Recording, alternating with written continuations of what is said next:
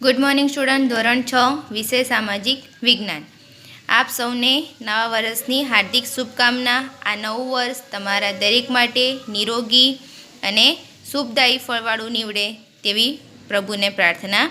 આજે આપણે નવા વર્ષના દિવસે એક નવા ચેપ્ટરની શરૂઆત કરવા જઈ રહ્યા છે, જે ચેપ્ટર છે ચેપ્ટર 7, ગુપ્ત યુગ અને અન્ય શાસકો. તો ગુપ્ત યુગ એના વિશે આપણે થોડીક માહિતી મેળવી લઈએ. તો ઈસુની 3જી સદીમાં મગધમાં પ્રભાવશાળી ગુપ્ત વંશની સ્થાપના સ્થપાઈ. ક્યારે? તો ઈસુની 3જી સદીમાં. હવે જે ગુપ્ત વંશ છે, ગુપ્ત યુગની અંદર ભારતમાં રાજકીય એકતા, શાંતિ અને સલામતી અને સુરક્ષા સ્થપાઈ. તેમાં વેપાર અને ઉદ્યોગોનો પણ વિકાસ થયો હતો. લોકો સુખી અને સમૃદ્ધિ થયા હતા. આ યુગની અંદર સંસ્કૃત સાહિત્યના સમર્થન અને સાહિત્યકારો તેમજ વૈજ્ઞાનિકો અને ગણિતશાસ્ત્રીઓ પણ થયા હતા. લલિત કલાનો પણ અભૂતપૂર્વ વિકાસ થયો હતો. ભારતમાં આ સમયે કેટલાક મંદિરોની પણ સ્થાપનાની શરૂઆત થઈ હતી. એટલે એમ કહેવા જઈએ તો ગુપ્ત યુગમાં દરેક ક્ષેત્રે અસાધારણ વિકાસ થયો હતો. આથી ગુપ્ત યુગને સુવર્ણ યુગ કહેવામાં આવે છે. સુવર્ણ એટલે કે દેશની સમગ્ર પ્રજાની સર્વોત્કૃષ્ટ પ્રગતિ, આબાદી, જે ગુપ્ત સમ્રાટોએ લોકોને શાંતિ અને સમૃદ્ધિ આપી અને જેની પ્રશંસા આપણને વિદેશી મુસાફરોએ પણ કરી છે. અને ગુપ્ત યુગનો જે સુવર્ણ યુગ ઘણે અંશે ગુપ્ત સમ્રાટોનું સર્જન હતું. તો એ જ સમ્રાટો વિશે આપણે માહિતી મેળવવાની છે. તો તેમાં છે ચંદ્રગુપ્ત પહેલો. હવે જે મગધના સામ્રાજ્યમાં શ્રી ગુપ્ત વંશનો સ્થાપક હતો અને તેના પુત્રનું નામ હતું ઘટોત્કચ.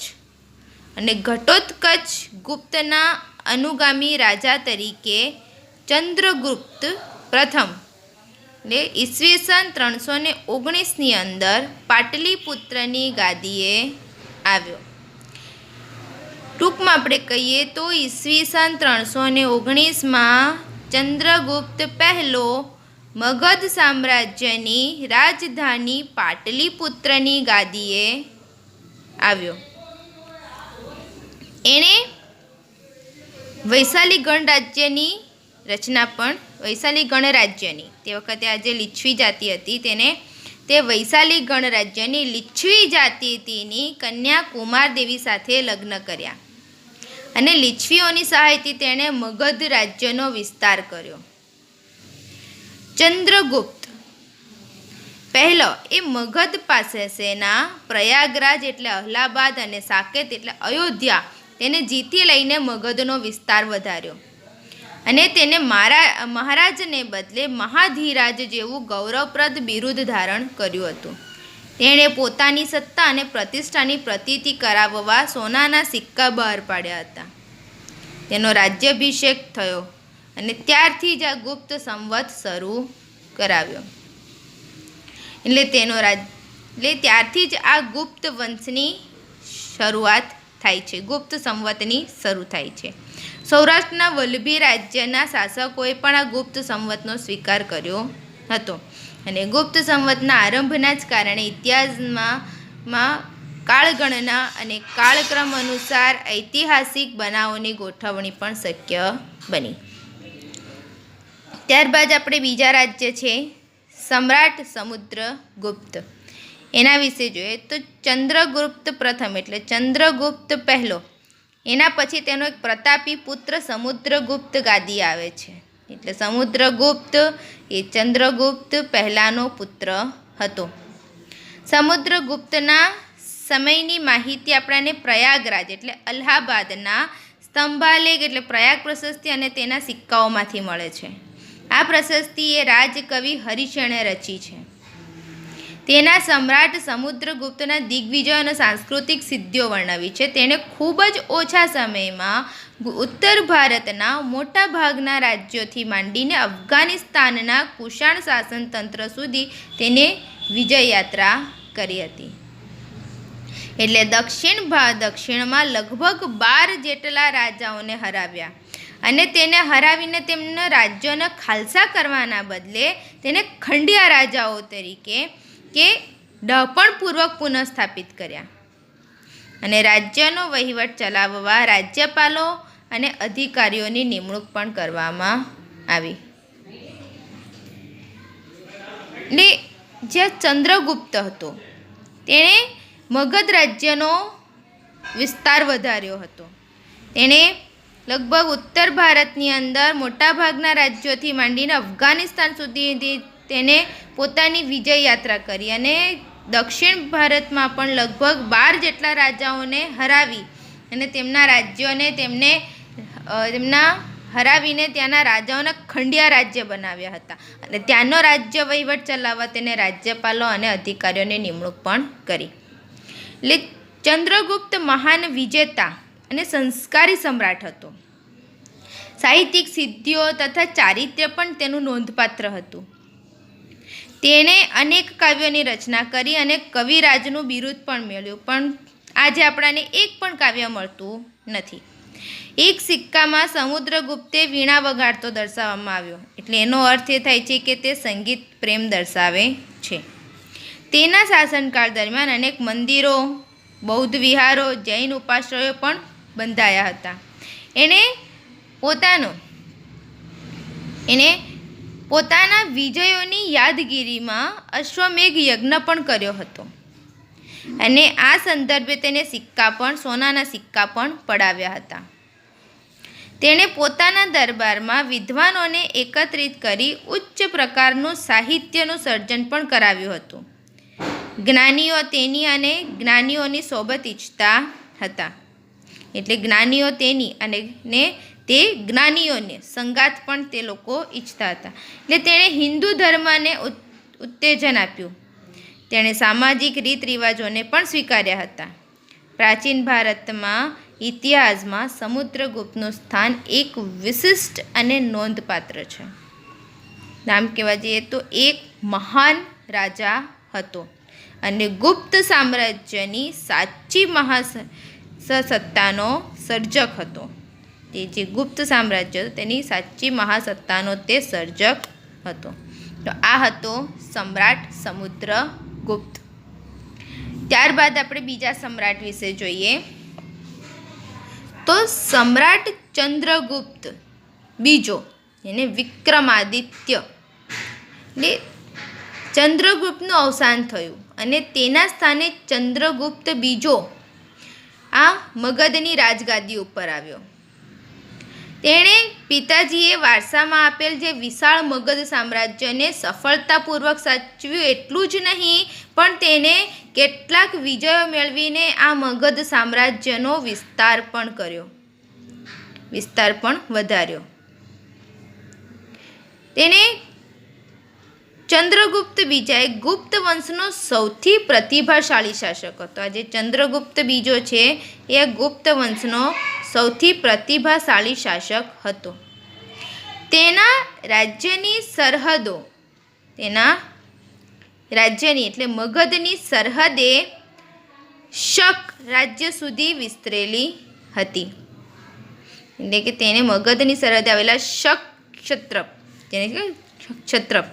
ત્યાં સુધી પણ રાજ્ય પર તેને વિજય મેળવ્યો અને તેણે ગુજરાત ઉપર હુમલો કરીને શક વંશના રાજ્યનો અંત આણ્યો. આ યાદમાં સકારીનું બિરુદ પણ તેને ધારણ કર્યું. તેને વિક્રમાદિત્ય પણ કહેવાયો.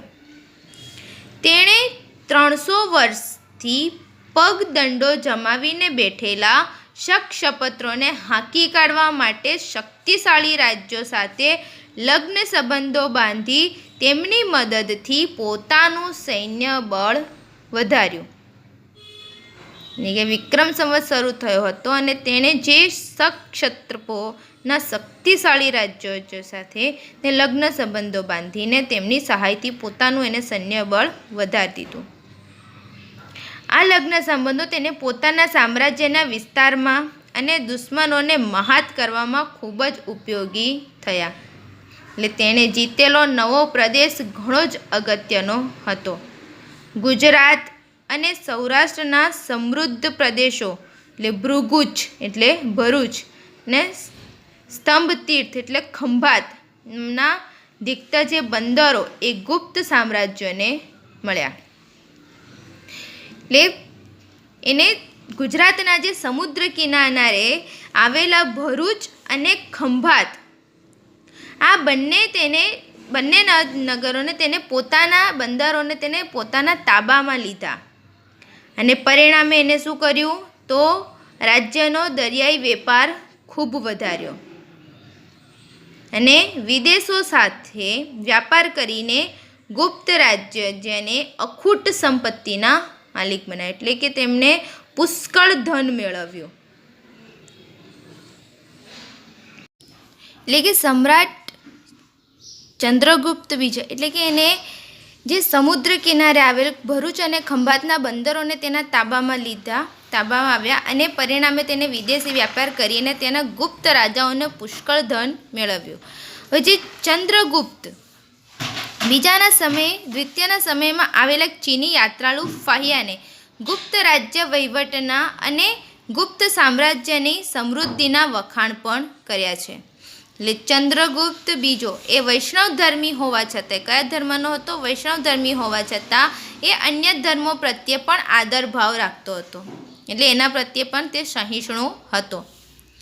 એને પોતાના સેનાપતિ આમ્રકાર દેવ બૌદ્ધ ધર્મી અને રાજ્યમતી વરસેન શૈવ ધર્મી હતો. એટલે રાજધાની પાટલીપુત્રમાં પણ તેને અનેક બૌદ્ધ મઠો આવેલા છે. એટલે કે તેણે મગધની રાજધાની પાટલીપુત્રમાં પણ અનેક બૌદ્ધ મઠો પણ બંધાવ્યા હતા. ચંદ્રગુપ્ત બીજાના શાસનકાળ દરમિયાન મેળવેલ સાંસ્કૃતિક સિદ્ધિઓને કારણે જ ગુપ્ત યુગ આ સુવર્ણ યુગ બની શક્યો. તે વિદ્વાનો અને કવિઓનો આશ્રયદાતા હતો. સંસ્કૃત ભાષાના મહાન કવિ નાટ્ય લેખક કાલિદાસ તેના રાજકવિ હતા. જો વિદ્યાર્થીઓ યાદ રાખજો કે અહીંયા ચંદ્રગુપ્ત બીજો એના સંસ્કૃત ભાષાના જે મહાન કવિ અને નાટ્ય લેખક છે કાલિદાસ એ એના રાજકવિ હતા. ધન્વંતરી તેના રાજવૈદ્ય હતા. ધન્વંતરી તેના રાજવૈદ્ય એટલે રાજવૈદ્ય હતા.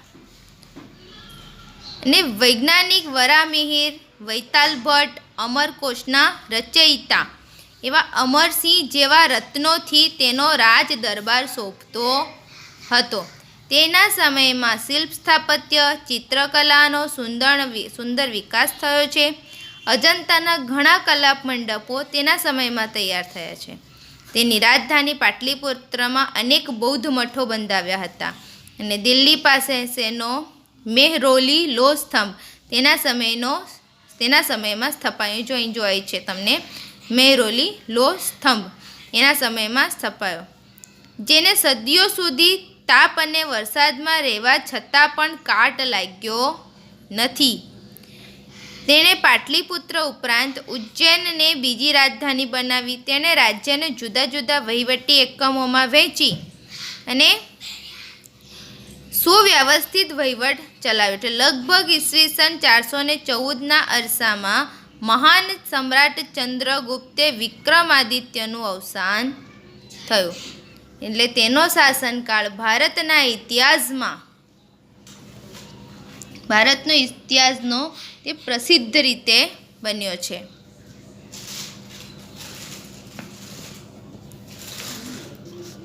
આમ જે ચંદ્રગુપ્ત બીજો હતો એને વિક્રમાદિત્ય પણ કહેવામાં આવે છે અને ઈસવીસન 414માં તેનું અવસાન થાય છે અને ઇતિહાસમાં તેને અનેક રીતે પ્રસિદ્ધિ મેળવી હતી અને પ્રસિદ્ધ બન્યો હતો. આગળનો આપણે ત્યારબાદ ગુપ્ત સામ્રાજ્યનો અંત અને બીજા અન્ય ટોપિક વિશે આપણે ચર્ચા કરીશું.